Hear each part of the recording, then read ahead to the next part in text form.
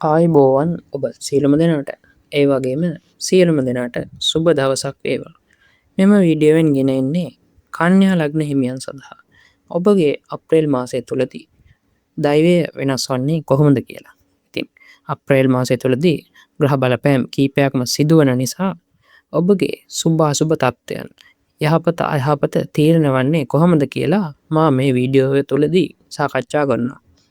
ඉතින් මෙවැනි වටිනා ජෝතිෂමය කරුණු කාරණා සහිත වීඩියෝ එක්කල සැනින් ඔබ වෙත ළඟා කර ගැනීම සඳහා ජයසිදු ජෝතිෂ නාලිකාව දැන්ම සබස්ක්‍රයිබ් කරන්න.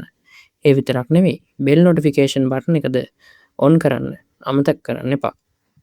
හොඳයි දැන් අපි යමු වීඩියෝ වෙතට.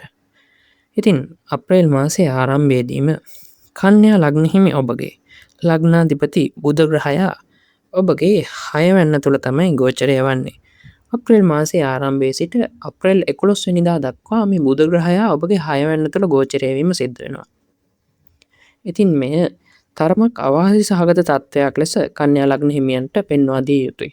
මොකද 6 වෙනි කියන්නේ නඩු හබ, රෝග පීඩා, දුෂ්කරතා, සතුරු කරදර ආදිය පෙන්වන භාවය.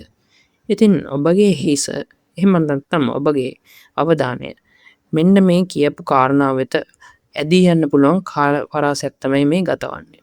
විශේෂයෙන්ම ලෙඩ දුක්, සතුරු කරදර, නඩු හබ ආදී දේවල් වලට පැටලෙන්නට ඉඩ තිබෙනවා. ඉතින් මේ පිළිබඳව සැලකිලිමත් වෙලා එම තත්ත්වයන් උදා වීමට අවස්ථාවට ඉඩ නොතබා ඔබ එනි අවස්ථාවලින් ප්‍රවේශම් විය යුතුයි. ඒ නිසා කන්‍යා ලග්න හිමියන් මේ පිළිබඳව ඉතාමත්ම සුපතික්ෂාකාරීව සිටිය යුතුයි. අප්‍රේල් මාසේ 11 වෙනිදායින් පසුව මෙම තත්ත්වය ක්‍රමක්‍රමයෙන් පහව යන අතර රාහු ග්‍රහයා සමග ඔබගේ මේ ලග්නාධිපති ග්‍රහයා සිටින නිසා මෙම තත්ත්වයන්ගෙන් ප්‍රවේශම් වීමට ඔබ වඩා වඩාත් අදහස් කරගන්න ඕන. මොකද මේ රාහු ග්‍රහයා කියන්නේ ජන්මීන්ට මායාවන් පෙන්වන ග්‍රහයෙක්. රාහු ග්‍රහයා කියන්නේ මුලාව ආදිය පත් කරන ග්‍රහයෙක්. ඉතින් ඔබ මුලාවට පත් කර මෙවැනි කරදරවල දාන්න මේ රාහු ග්‍රහයාට හැකියාව පවතිනවා. ඉතින් මා කලින් පැවසූ කාරණාවලින් ඔබ ප්‍රවේශම් වීමට වඩා වඩාත් වග බලා ගන්නට ඕන. ඒ වගේම ඔබගේ 7 වෙනි තුල ශනි ග්‍රහයා, රවි ග්‍රහයා සහ අඟහරු ග්‍රහයා යන ග්‍රහයන් 3 දෙනාම මේ කාලය තුලදී ගෝචරය වීම සිද්ධ වෙනවා.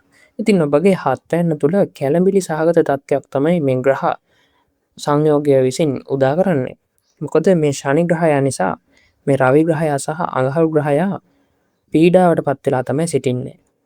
සමස්තයක් වශයෙන් ගත්තම ඔබගේ 7 වෙනි භාවය පීඩාවට පත් වෙලා තමයි මේ තියෙන්නේ.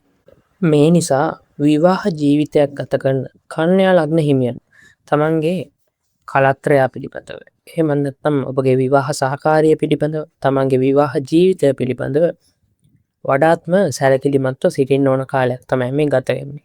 මොකද මේ 7 වෙනි කියන්නේ ඔබගේ විවාහය නිවේදනය කරන භාවය නිසා මෙහිදී ඔබගේ විවාහය සම්බන්ධයෙන් විවිධාකාර ප්‍රශ්න ගැටලු පණ නගින්නට පුළුවන්. විවාහ ජීවිතයේ ගැටුම් ආදිය ඇති වෙන්න පුළුවන්.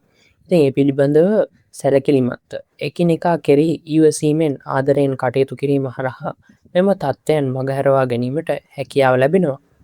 මේ වන විට කේතු ග්‍රහයා ඔබගේ 12 වෙනි තුල ගෝචරය වෙමින් තමයි පවතින්නේ. ඉතින් මේ ඔබට ඔබගේ ආධ්‍යාත්මිකත්වය වර්ධනය කර ගැනීමට ඉතාමත්ම යහපත් අවස්ථාවක් සපයනවා. මොකද කේතු ග්‍රහයා කියන්නේ මෝක්ෂකාරක ග්‍රහයා. ඉතින් මෙම ග්‍රහයා ඔබට ආධ්‍යාත්මික වර්ධනය වීමට ඔබගේ 12 වෙනියේ සිට ඔබට සහාය ලබා දෙනවා. මොකද 12 වෙනි හරහා නිවේදනය කරන ඔබගේ ආධ්‍යාත්මික වටපිටාව පිළිබඳව. ඉතින් මේ ඔබට ආධ්‍යාත්මික වර්ධනය වීමට ඉතාමත්ම යහපත් අවස්ථාවක්. නමුත් විශේෂයෙන් ඔබ ගමන් බිමන් ආදී නිරත වීමේදී ඉතාමත්ම ප්‍රවේශම් විය යුතුයි. මෙම ග්‍රහ ගෝචරය හේතුවෙන් ඔබ එක්තැන් වීමට එහෙම නැත්නම් එක තැනක සිර වී සිටීමටත් හේතු වන්නට පුළුවන්. විශේෂයෙන්ම වාහනවල ගමන් කරද්දී, මහා මාර්ගවල ගමන් කරද්දී ප්‍රවේශමෙන් ගමන් කරන්න. මොකද යම්කිසි හෝ අනතුරක් සිදු වීමෙන් ඔබ එක්තැන් වීමට හෝ එවැනි තත්ත්වයක් ඇතිවීමට මේ ග්‍රහ ගෝචරය වෙනස් ආකාරයකින් ක්‍රියාත්මක වීමට හැකියාව පවතිනවා. ඉතින් මේ පිළිබඳව සැලකිල්ලට අරගෙන කන්‍යා ලග්න හිමියන් මේ අප්‍රේල් මාසය ඇතුළු මේ කේතු ග්‍රහය ඔබගේ 12 වෙනි ගෝචරය වන කාලය තුරාවටම ප්‍රවේශමෙන් කටයුතු කරන්න ඕන. ඉතින් මේ පිළිබඳව හොඳින්ම ඔබගේ හිතේ තබා ගන්න. ඒ වගේම ගුරු ග්‍රහය ඔබගේ දසවැන්න තුළ ගෝචරය වෙන කාලයක් තමයි මේ ගත වෙන්නේ. ඉතින් ගුරු ග්‍රහයා කියන්නේ සෞභාග්‍ය, සතුට, ධනය පිළිබඳව, ඒ වගේම බුද්ධිය, දැනුම පිළිබඳව නිවේදනය කරන ග්‍රහයෙක්. ඉතින් බුද්ධිය සහ දැනුම මෙහෙවා රක්ෂා කරන කන්‍යා ලග්න හිමියන්ට මේ ගතවන්නේ ඉතාමත්ම සුවිශේෂී කාලයක්. ඔබට ඔබගේ රැකියාවෙන් ඉහළට යාමට, එහෙමත් නැත්නම් ඔබගේ රැකියාවේ දියුණුව ලබා ගැනීමට මේ ඉතාමත්ම යහපත් කාලයක්. මොකද මේ ගුරු ග්‍රහයා ලබා දෙන සහාය නිසා ඔබට රැකියාවෙන් ඉහළටම යන්න පුළුවන්. නමුත් මේ ගුරු ග්‍රහයා සතුරු තත්ත්වයෙන් තමයි ගෝචරය වීම සිද්ධ වන්නේ. ඉතින් ඒක නිසා යම් යම් දුෂ්කරතා, අවහිරතා එන්නට පුළුවන්. නමුත් ඔබගේ ගමන යාමට ඔබට අවශ්‍ය ශක්තිය මෙමගින් ලැබෙනවා. ඉතින් ඒ නිසා විශේෂයෙන්ම බුද්ධිමත්, එහෙමත් නැත්නම් තමන්ගේ දැනුම මෙහෙවා කරන රැකියාවන් සිදු කරන කන්‍යා ලග්න හිමියන්ට මේ ගතවන කාලය ඉතාමත්ම යහපත්. සමස්තයක් වශයෙන් ගත්තාම ගුරු ග්‍රහයා කියන්නේ සෞම්‍ය ග්‍රහයෙක් නිසා කන්‍යා ලග්න හිමි සියලුම දෙනාට මේ යහපත් වන අතර තමන්ගේ උත්පත්ති ජන්ම කේන්ද්‍රයේ ග්‍රහ පිහිටි මනෝ මේවා වෙනස් වීමට හැකියාව පවතිනවා. සමස්තයක් වශයෙන් ගත් කල මෙම ග්‍රහ ගෝචරය සියලුම කන්‍යා ලග්න හිමියන්ට ඉතාමත්ම යහපත්. ඒ වගේම ඔබගේ අටවැන්න තුළ සිකුරු ග්‍රහයා ගෝචරය වන මෙම කාලයේදී ඔබට විවාහයෙන් පසු ලැබෙන්නට නියමිත ධනයක් ඇත්නම් ඒවා ලැබීමට ඉතාමත්ම සුදුසු කාලයක්. මොකද අටවැන්න හරහා විවාහයෙන් පසු ජීවිතය නිවේදනය කරනවා. ඒ වගේම අනපේක්ෂිතව නොසිතූ විරු අයුරින් ඔබට විවිධාකාර වූ ලැබීම් ලැබෙන්නට මේ කාලයේදී හේතු වෙන්න පුළුවන්. ඒ වගේම ස්ත්‍රීන් සමග මුදල් සමග ගනුදෙනු කිරීමේදී ඉතාමත්ම ප්‍රවේශම් වීමටත් අවශ්‍යයි. මොකද අටවැන්න හරහා යහපත් දේ මෙන්ම අයහපත් දේවල්ද නිවේදනය නිසා මේ කාලයේදී ඔබ ප්‍රවේශමෙන් බුද්ධිමත්ව කටයුතු කළ යුතුයි. ඒ වගේ මං කලින් කිව්වා වගේ අනපේක්ෂිත ලැබීම් ලැබෙන්නටත් මේ කාලේ හේතු සාධක වෙන නිසා සුපරීක්ෂාකාරීව සිටීම හරහා එවැනි තත්ත්ව පහසුවෙන් හඳුනාගෙන එම තත්ත්වයන්ගෙන් ප්‍රයෝජනය ලබා ගැනීමට ඔබට හැකියාව ලැබෙනවා.